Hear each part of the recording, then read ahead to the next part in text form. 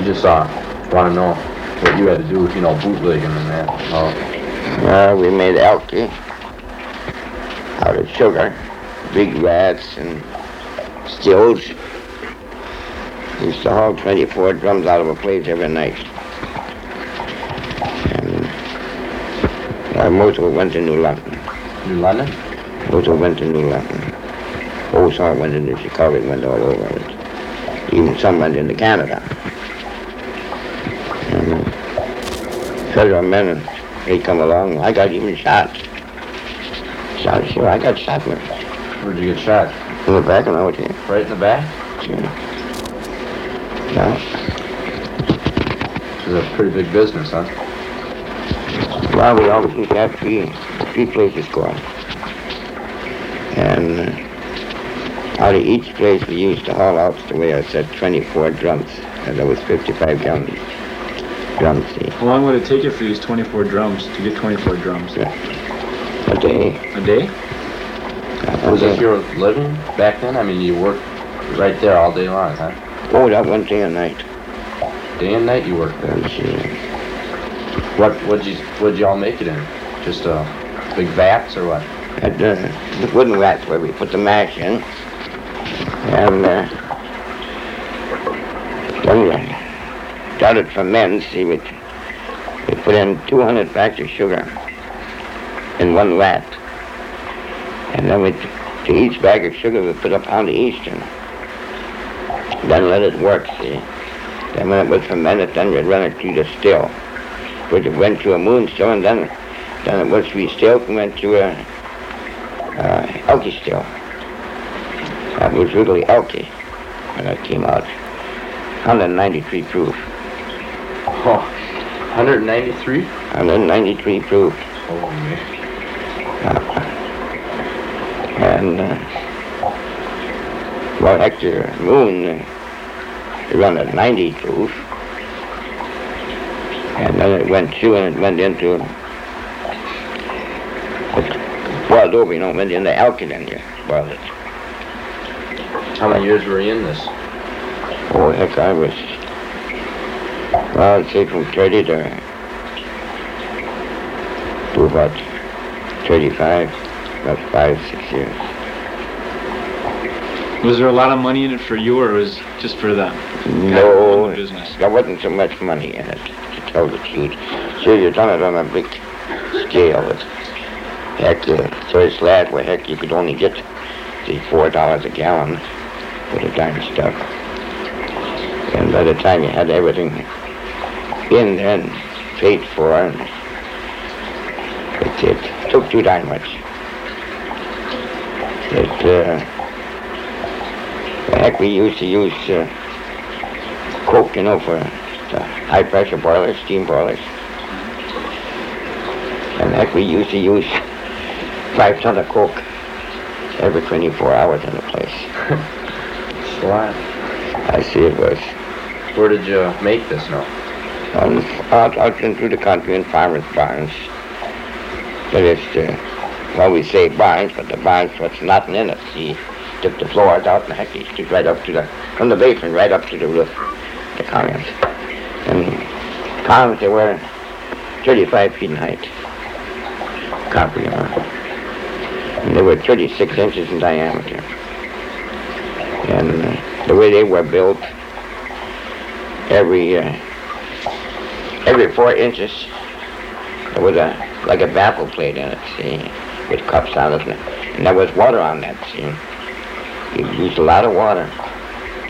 And this alky, when that came through from the bottom, it had to go through these plates on the water and had to go through in the steam form, see. It had to come out on the top in the steam form. But didn't go to the top, returned again, went back in the cooker again. It cooked over, see. Then when it did come out the top, it went through a cooler, condenser, and then a cooler. At the coolers that we had, there was, they were about 6 feet high, about 4 feet in diameter with wiggly copper coils in it, see. And this stuff went through these copper coils, and around the outside of the copper coil there was running cold water. Colder the water, the better it was, see, the cooler, see, after it came through in the steam form, see. It didn't come through in the liquid form, it had to come through in the steam form out of the still, and then it was condensed to these coolers, see. And, it was quite a record. A lot of fun. A lot of fun. Huh? Fiddle men would chase you, you'd run like the son of a gun, and...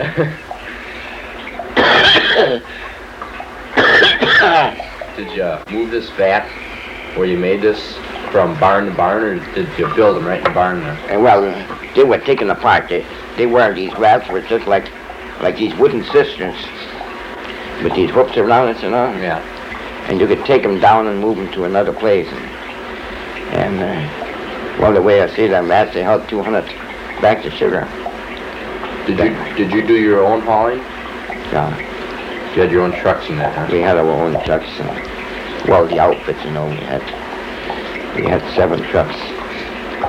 How many men altogether were involved? There was, well, you can say there was 4 on each shift that worked in the place right along. And then there was the guys that hauled it, you know, the truckers and stuff. It took about, well, you can say 13 to 15 men to a place. That's what it took. When you got shot, what did they do to you? Did they fine you or what? Oh yeah, they took me in the hospital, and then out of the hospital after it was well, I walked out of the hospital, and they picked me up 2 weeks later and took me in and walked in, and the case was postponed, and 2 years afterwards the case came up, so I paid $250 fine. That's all I did, but they paid the doctor on hospital bills. So that's what it's so bad. No. Was anybody else here in town in with you? Oh yeah. As well as a lot of people here in town, Oh huh? sure. Heck, they were all from around here in Mexican town. There was a lot of them involved in it, you know, like these wholesale houses, you know, where you got the sugar and stuff, and you got the yeast and stuff, and the coal dealers where you got your coke from and stuff, and the sugar was shipped in. Some was shipped into town here, and some was shipped into Kiel, and we'd take it out of the boxcars and haul it to the places. Well, we didn't haul it direct into place. We had another place where we stored it. We'd haul it in there in daytime, and then at night we'd go and take it out of that place and haul it into the place, you know. Everything was done without lights. You drove nights in the places. Were there many cops around here then? A lot of federal men around here? Oh, that's it. And the trouble was they were all in on it too. Sure. As in fact, one outfit we bought from a guy that was on the federal force. Bought the place and the copper and stuff on. Here, this has to be a little closer. Well, it was a lot of sport. That was the fun, huh? The more you got shot at, the faster you could run. You get shot at a lot? Oh, yeah. Like when they come in and we shot. Did you ever shoot back? No, we didn't carry no guns. No, the only time we carried guns was with the hijackers. There was a lot of that going on. They'd come and steal your truck with the liquor and stuff, the alky on it, you know, and steal it on you, and then you'd find the truck somewhere else again. And, there was a lot of that going on. Did you have any problems with that? Huh? Hijacking? Oh, Anybody ever? yeah, sure. Did you ever catch anyone hijacking? I mean, actually get in a fight with them, or? No, we caught them. We caught one bunch. We had him in jail here in Fond du Lac. He was from Green Bay. How could you put them in jail if they were actually, you know, stealing from, like you were making it illegally then? So how could you go kind of turn them in, though? You know what I mean? Well, that takes a pull. You gotta have a draft there. Oh, But don't you suppose the cops and the sheriff department and everybody else wasn't in on it? Oh. I was wondering. The biggest trouble was ever, like the federal men. You know, once a month, this one come along, he wanted $500. The guy would come along a week later and he wanted $500 to keep the mouth shut and all stuff, and that's where the most money went, to pay off, see. It's, well, I'm told, on one hand, you have to watch the other. Yeah. Then you haul this stuff around, did you have to disguise it in any way? No, we hauled the most of it, the way I said, went to one guy. One guy bought the whole works and he put it in cans and How'd you take it to him though? in 50-gallon drums, In drums you took it to him. truckloads, yeah. Was there any danger of some type of poisoning or anything? No. That stuff is pure. You see that?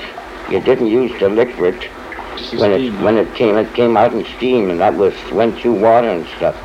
And when you put that in a glass, it was so clear you couldn't see if you had the glass half full or if it was full.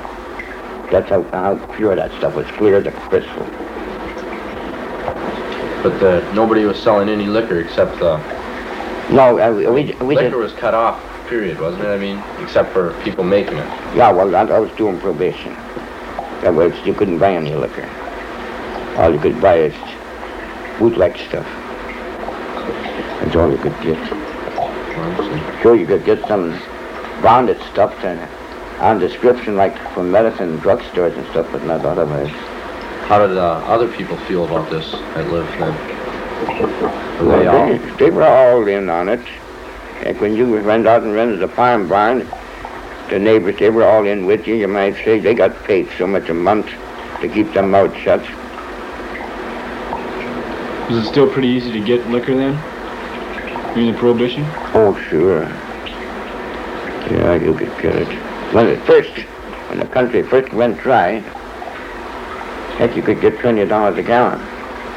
But then towards last, everybody was making it. Well, if you got $4 a gallon, you was lucky. $20 a gallon at first, huh? Begin with, oh yes, sure. Quite a racket, huh? Yeah.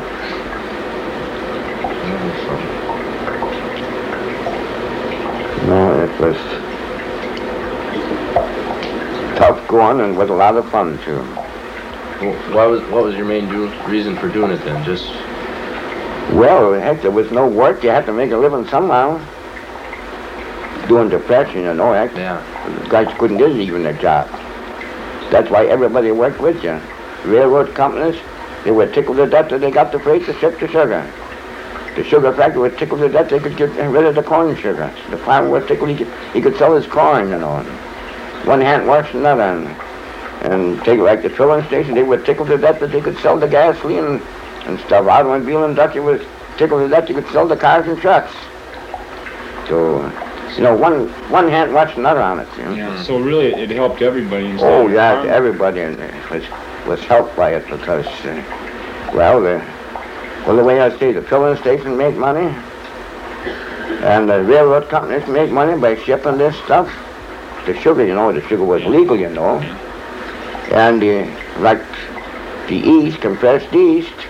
My God, that took a lot of yeast, Heck, we used, the way I say, I found a yeast to a bag of sugar, and we used in each place around 400 bags of sugar every night was hauled in. So figure the yeast and stuff that was sold. And everybody made money on it, as far as that was. If it wasn't for that, I don't know what the people would have done in this country. Well, how did Al Capone, because he had all to do with all this liquor and that, how did he rise to such a... Did he buy from small, manufacturers like yourself here, or did he have a regular factory himself going? No, he didn't do it himself, but he had the guys, he furnished the money and had the guys doing it. And he, of course, I don't know him, I've seen him, but I had nothing to do with him, and he was not connected to our outfit at all. How many outfits were running in the United States then? Our outfit, we used to have 3 of them. Exactly 3 of them going. If you knock one down, we'd throw up another one. As a rule, we had either 3 going or 3 in process. And we made our own copper. Heck, I used to go to in Milwaukee and pick up the copper, truckloads. Heck, $5,000-6,000 worth of copper in one clip. Well, heck, you take it to, well, an outfit by the time we got it set up and loaded with sugar and coal and boilers and everything else in it, was about $75,000 invested in it. 75,000 invested? Yes, sir. A lot of money. But the rest was a lot. How of money. much did you get out of one then? Clear. I mean, you know, after you made your 75,000. We had one place over there at Horton Marsh. We didn't even get a drop out of it. And they took and smashed it on us. But, How did they get rid of these? Do they keep them or do they just What? just smash them? Yeah. They just smash them. Yeah, they just smash them. Had a brand new tank truck we lost there. First load, was just loading it up when they came and got it. Don't you have lookouts for these men or? Well, sure, there's lookouts, but don't you think that they look out too? Yeah. They sneak in on you.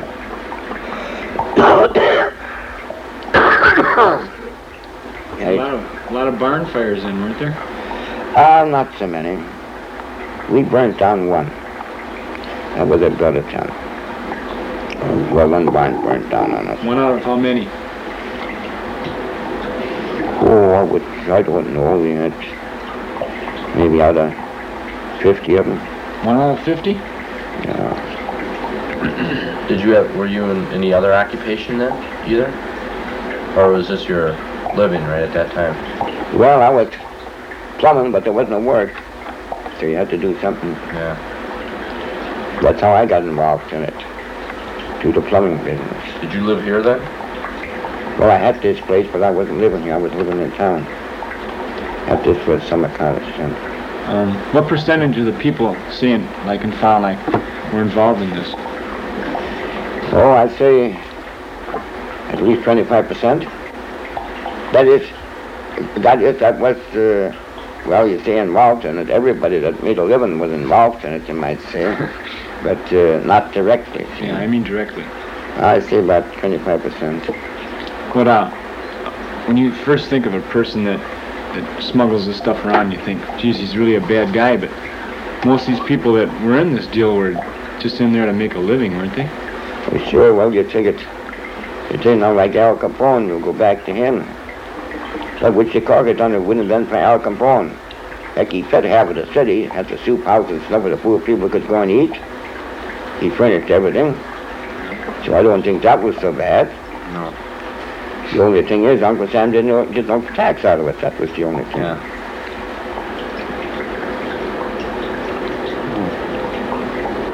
Was it a pretty good living though for people running backs like yourself though?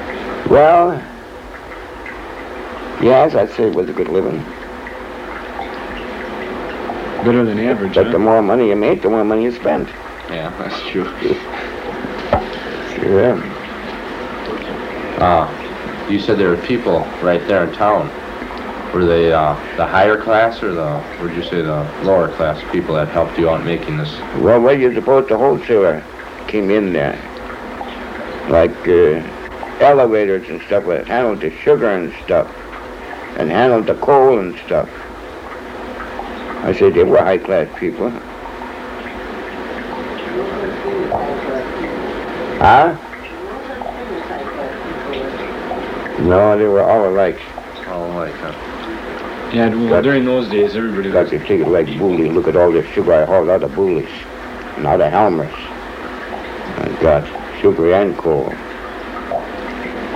And what the heck would they done if it wouldn't have been for that stuff? They were right over here and In Fond du Lac, yeah. like that helmets, yeah. Yeah. Was there any big shipping outfit, or did you do this, or was that taken care of by yourself? You said. I mean, did your company, where you made the liquor yourself, did that furnish the trucks for you, or did you have someone in town do it? No, we bought the trucks ourselves. Yeah, we bought the trucks. And that was. Well, in other words, we're just like the three guys here together. We're one company. See? Each one does something, and we take the money to buy the trucks out of the profit and stuff, you know. And The more money you made, the bigger it got, huh? sure. Like the money you made, you just invested it in your company again some more, right? Oh, sure, the more money you make, the bigger outfit you wanted to build. The more money you make, the more money you wanted to make. She just said that didn't have any income tax back then either. No, there was no income tax or anything else. Like the people didn't make enough money to pay income tax. See, the people didn't make enough money to pay income tax.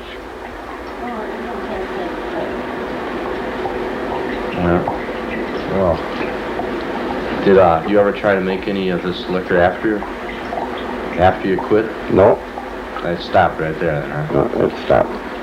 Did you think that helped America or hurt it? Well, I don't know where the country had been at it wouldn't have been for that. Well, the way I say, no matter who it was, everybody had a benefit out of it. Just the way I say, the farmer got rid of his corn, he made corn sugar. Right. Everybody helped each other. Yeah, and you take it, the corn had to be shipped to these factories, and then it was made, and there was a lot of people working in them factories, and then it was shipped back again. And the wholesaler where the stuff was shipped to, they made money. It was a lot of people involved in when you figure it right. It isn't just the guy that was just actually working in the place, Yes, you're but right. all told, the way I say, well, the heck that we used in the trucks, they were filled up every day with gas and oil, and sometimes we had to fill them up twice a day. Well, that was business for the oilmen too. And well, the way I say, the automobile industry too, they sold trucks and cars. Right. The garages made money. And we stored the trucks in the garage, rented the garage, what the heck. We had 5, 6 trucks in the garage, they went in and out, and heck, they made money on it. Right. And, you know, look at it, right, everybody made money. Where'd you haul your stuff? Where to? Yeah. Well, the most of it went to New London. In London? A lot of it went, some of it went into Chicago, some of it went into Canada and stuff, but that was another deal against you. Yeah. We just dealt with one guy, and that guy, he done the distributing. You were talking about these hijackers. Were they just bands of men? Was that? No, they just come and steal a load of alcohol and steal this stuff. See, instead of making it, they stole it and sold it. Oh, how much did you lose at that? Oh, we lost several loads. Did you ever have to use force on them? Oh, yeah. Did you get in many fights? Fights. Yeah. Shots exchanged. Exchange shots, huh? We didn't get close enough. Well, the one guy, we captured him. What'd you do with, you just put him in jail, though, huh? He got bleeded up pretty bad, too. And he was tickled to death that they let him go again. Keep his mouth shut, and well, that water is running. That comes out of to keep my wells over at the other place. And the water line when that was put in was only put in for some use in places it's only covered a couple of inches. So leave it run, it won't freeze. Okay. Well, thank you very much.